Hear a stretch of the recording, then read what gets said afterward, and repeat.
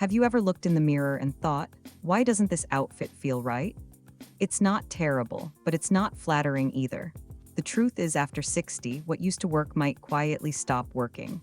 And often the tops we think are safe are the very ones dragging our style down. That's why in this video, we're uncovering 5 tops you should avoid. And more importantly, what to wear instead to look polished, confident, and modern. You've earned a wardrobe that matches your presence. And with just a few small changes, you can transform your look from okay to elegant without effort. So let's get started. And don't miss the styling challenge at the end. It might just change how you see your closet forever. Top number 1, avoid baggy tops. Let me ask you something. Have you ever looked in the mirror and thought, why do I still look tired even though I'm dressed comfortably? You might be surprised, but sometimes the problem isn't the color or the style, it's the fit. More specifically, it could be that oversized top you thought would be flattering, but somehow it's not doing you any favors. Now, don't get me wrong, comfort is non-negotiable. After 60, most of us aren't willing to wear something stiff or suffocating just to look polished. And honestly, we shouldn't have to. But there's a big difference between comfortably relaxed and completely shapeless. Baggy tops. You know, the ones that drape with no structure, drop off the shoulders, or seem to float without touching the body. Might feel cozy, but they can actually be working against you. They tend to erase your natural silhouette, hide your shape, and even make you appear shorter or heavier than you actually are. That's not elegance, that's invisibility. And here's the real kicker. The more we try to hide under fabric, the more attention we unintentionally draw to the areas we're trying to minimize. A loose, oversized top can bunch around the waist, create awkward folds, and break the natural line of your body. It's like wrapping a gift in a paper bag. You're concealing something lovely with something, well, underwhelming. Let me share something from my own experience. A few years ago, I had this flowy, boxy blouse I loved. It felt like wearing air. But every time I wore it, I noticed friends asking, "Are you feeling okay today?" That's when I realized the blouse was soft, but it made me look sloppy. So what's the better option? You don't have to go tight. That's another mistake we'll talk about later. But you do want to choose tops that gently follow your shape. Think soft tailoring, subtle waist definition, or even something as simple as a curved hem that adds flow without swallowing you whole. Fabrics matter too. Look for lightweight cotton blends, linen with structure, or stretch jersey that skims the body rather than billows out. A little drape is great, but too much and you disappear. Want a quick fix? Try adding a thin belt over your looser tops. It doesn't have to be tight, just enough to hint at your waist. Or throw on a cropped jacket that hits right at the hip. It helps define your upper half without making you feel constricted. Let me ask you this. What's your go-to comfort top? And be honest, does it make you feel confident or just covered? Next time you're getting dressed, try this minute checklist. Does this top show a little shape without clinging? Is the fabric structured enough to hold form? Do I feel graceful or just hidden? If your answers feel uncertain, it might be time to rethink that piece. Up next, we're talking about another style trap that's all too common. Bold, busy patterns that compete for attention instead of complementing your look. And trust me, if you've ever bought a floral blouse that looked fabulous on the hanger but chaotic on you, you'll want to hear this. Top number 2, avoid loud or excessive patterns. Have you ever stood in front of your closet, reached for that colorful printed top and thought, this will add some fun to my outfit, only to look in the mirror and think, why do I feel like the shirt is wearing me instead of the other way around? You're not alone. I've been there too. Patterns can be playful, energetic, even joyful. But after a certain age, especially over 60, there's a fine line between stylish and overstimulating. The wrong print can overpower your features, draw attention to areas you don't want spotlighted, and make an otherwise elegant outfit look cluttered or outdated. Let's get specific. Large florals, wild animal prints, or chaotic abstract designs can easily overwhelm a petite or maturing frame. And don't get me started on multicolored patchworks that pull focus away from your face. When a pattern becomes the first, and only, thing people notice, it's a problem. Elegance should start with you, not your blouse. So what's the alternative? That's where refined pattern choices come in. Instead of big, bold, high-contrast designs, try smaller, more subtle prints. Think soft florals with space between the elements, fine stripes, or minimalist geometric shapes. These keep your outfit interesting without hijacking the attention. Here's one of my favorite tricks. I treat patterns like seasoning. A little can bring an outfit to life.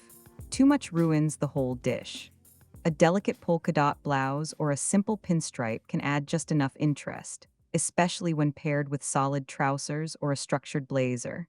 And let's not forget the power of solid colors. They are timeless, clean, and flattering on everyone. A soft ivory top or a rich navy blouse lets your accessories and natural beauty do the talking. You'd be amazed how often less really is more. Let me show you a personal example. I once had a blouse with giant pink roses splashed all over it. It looked lovely on the hanger. Bold, feminine, lively. But the moment I wore it, I noticed something.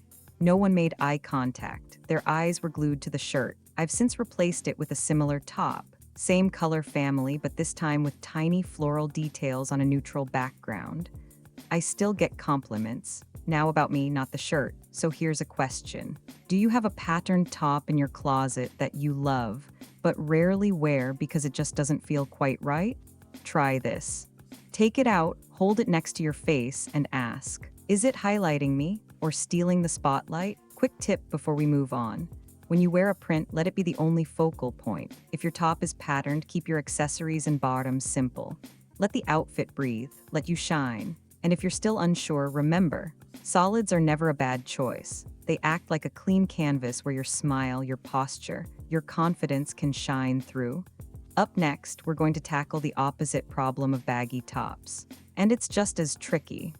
I'm talking about overly tight, clingy tops that may seem flattering, but actually do more harm than good.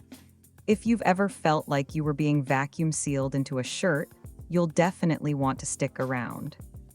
Top number 3, avoid tight, ill-fitting tops. Have you ever put on a top that looked great on the hanger, but once it was on, you felt like you had to suck in your stomach the entire time? Or worse, you found yourself constantly tugging at the hem, adjusting the sleeves, or praying it wouldn't ride up when you sat down? Yep, been there, and let's face it, wearing clothes that are too tight isn't just uncomfortable. It can make you feel self-conscious, distracted, and, quite frankly, exhausted. Somewhere along the way, many of us were led to believe that tight equals flattering. But here's the truth. Fit is far more important than tightness. A too snug top might hug your curves, but it also highlights every line, bulge, and bra strap you didn't intend to showcase. And that's not confidence. That's stress in fabric form. Let me paint a picture. You put on a fitted top. It pulls at the buttons, creates creases across your midsection, and clings to every movement. Now imagine wearing a top that gently skims your body, offers space to move, and flatters without suffocating. One makes you feel trapped. The other makes you feel free. Comfort isn't the enemy of style. It's actually the foundation of it. What should you look for instead? Try softly structured silhouettes. Think tops with an A-line cut, princess seams, or even a slightly flared hem that gives your midsection space to breathe. Shirts with stretchy fabrics like jersey or modal blends can follow your shape without clinging. And let's talk sleeves. Avoid sleeves that pinch or ride up. A 3/4 length or relaxed short sleeve often provides a more flattering balance and comfort for the arms. If you've ever avoided waving at someone because your sleeve felt too tight, you know what I mean. Here's a personal example. I had a button-down shirt that fit perfectly, as long as I stood still. But the moment I sat, lifted my arms, or tried to bend, it pulled in all the wrong places. I replaced it with a blouse in the same color, but with a flowier cut, side darts, and a bit of stretch in the back. Same polished look, zero struggle. Quick style tip. Tops that feature ruching, pleats, or draped layers across the midsection can help create shape while offering a bit of camouflage in just the right places. Let me ask you, what's more important to you? Looking snatched or feeling relaxed, confident, and radiant all day? Because after 60, style should work with your body, not fight against it. Still unsure? Try this. When trying on a top, do a comfort test. Sit, reach up, twist a little. Do you feel free to move, or are you suddenly hyper aware of what your clothes are doing? If it's the latter, that's your answer. Tell me in the comments. Do you have a top that looks amazing in the mirror but feels like a corset by lunchtime? What did you do with it? Coming up next, we'll talk about one of the most misunderstood materials in fashion: shiny fabrics. Yes, sparkles and shimmer can be fun, but if you're not careful, they can also reflect in all the wrong places. Let's talk about how to shine smartly, not loudly. Top number 4. Avoid shiny or glittery fabrics. Let's get real for a second. Who doesn't love a little sparkle? A hint of shine can feel glamorous, festive, and yes, youthful. But here's a question I want you to think about. Is that shimmer really flattering, or is it unintentionally putting the spotlight on areas you'd rather keep soft?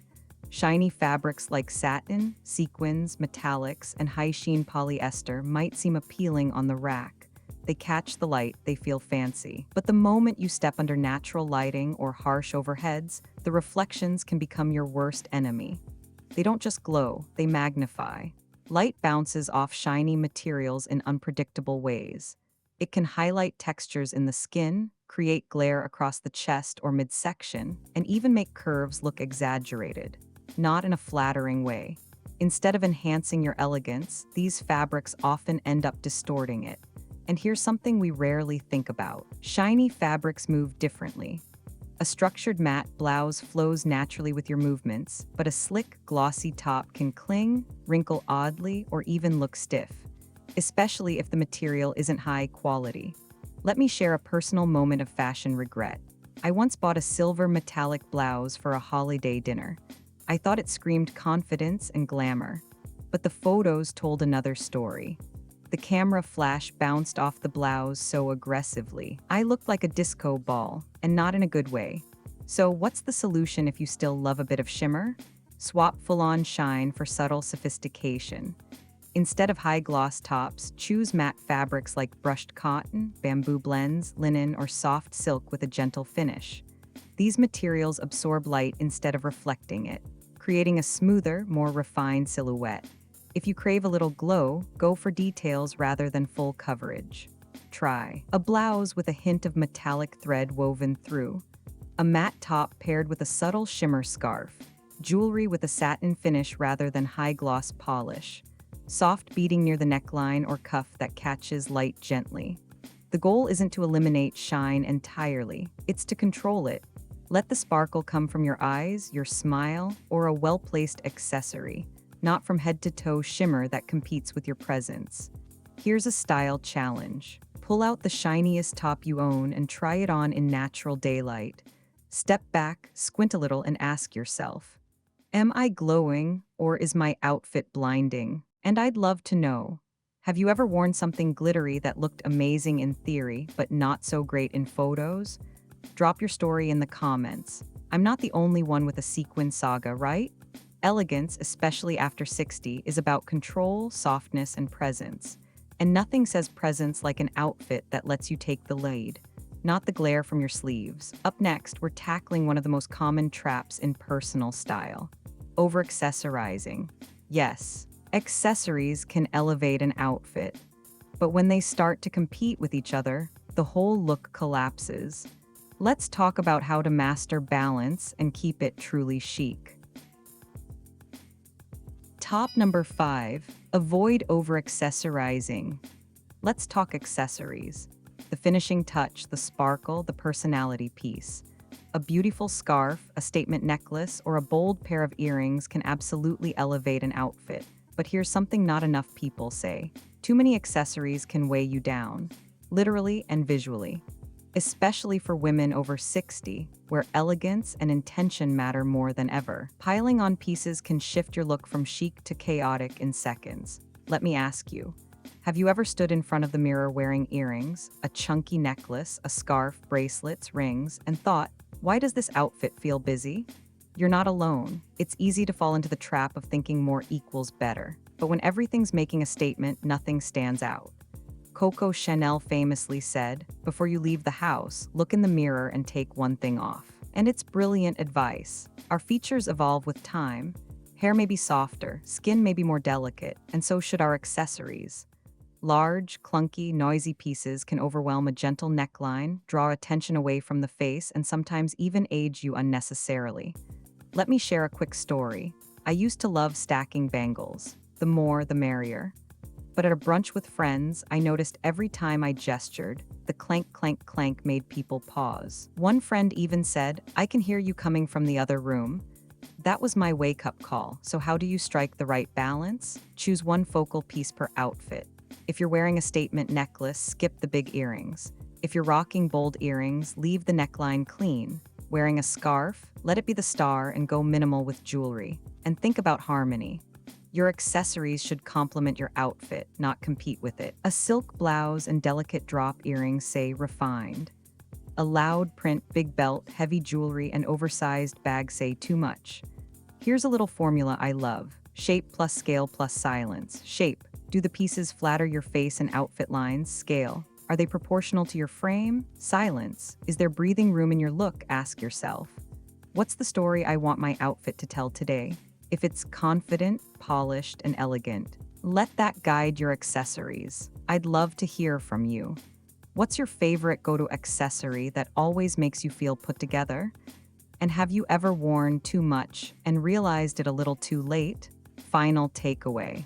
Accessories should enhance, not distract. Let your outfit whisper sophistication, not shout for attention. Style after 60 is about clarity, not complexity. Let's recap quickly. Avoid baggy tops. Don't hide your shape, honor it. Avoid loud patterns. Let your presence shine, not the print. Avoid tight tops. Comfort and confidence go hand in hand. Avoid shiny fabrics. Shine smartly, not loudly. Avoid over-accessorizing. Let your outfit breathe and speak simply. Style in your 60s and beyond isn't about trends. It's about refinement, confidence, and knowing what truly suits you. It's the age where less is more. And you are the masterpiece. Now it's your turn. Which of these 5 tips resonated most with you? Are there any aha moments you've had with your wardrobe lately? Drop a comment. Let's inspire each other. Don't forget to like, subscribe, and hit the bell, because we're just getting started with building your most elegant, age-defying wardrobe yet.